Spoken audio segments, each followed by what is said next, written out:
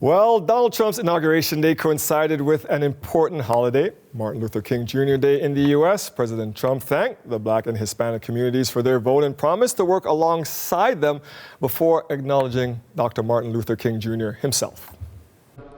Today is Martin Luther King Day, and his honor, this will be a great honor, but in his honor we will strive together to make his dream a reality. We will make his dream come true.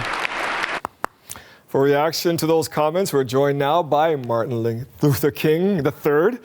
Martin is the global human rights leader and chair of the Drum Major Institute. He's also the oldest son of Dr. Martin Luther King Jr. So thank you for joining us today. We appreciate your time. Could we start with the inaugural address? He invoked your father, Martin Luther King, saying he would make his dream come true, like we just heard. What did you make of that speech today, sir?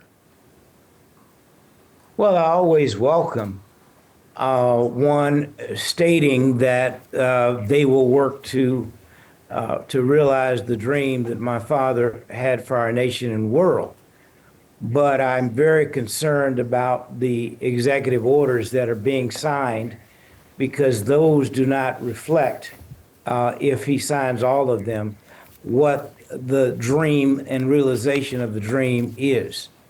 And I think we still have to wait to see, but at the end of the day, what he has shown us in the past is that much of what he says, he does.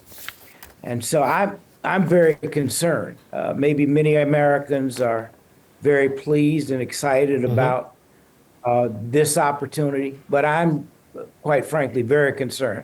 I'm concerned about families and children that are going to be removed from the country. I'm concerned about whether or not, how the economy is going to fare based on some of the things that he said he's going to do that might reverberate and cost Americans.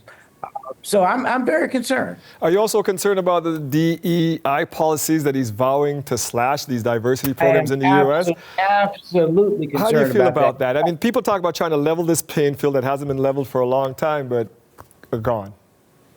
Well, I think that every action deserves, is always, there's a reaction. Leadership, modern, I should say civil rights leaders have been talking about engaging in, when it is strategic, a divestment campaign. Black Americans, just alone, spent $1.4 trillion last year. So if the community is organized and decides to divest, then the nation, and largely I'm saying this because of the lack of respect, when we're not treating people with dignity and respect and like human beings, people have a right to say, I'm not going to support those who are not supportive of us. And that conversation is going on right now. So I think we're going to have to see what will happen. But I think that's an important factor. So I'm very concerned also, particularly about, diversity, equity, and inclusion. Yes.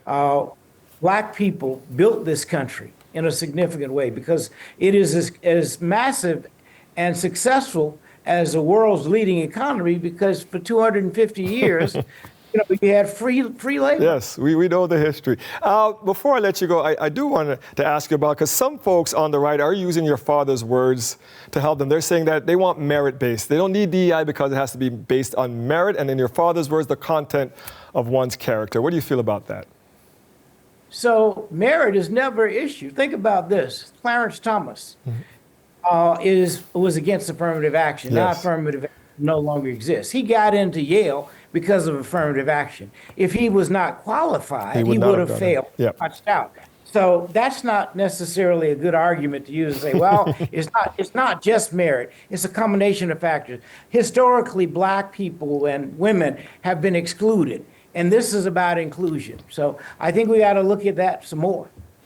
We heard a lot about your father today, and we hope that some of the principles he put out there will help guide America coming forward, because it looks like we're going in the opposite direction. That was Martin Luther King III. Thank you for your time and your words this evening, sir.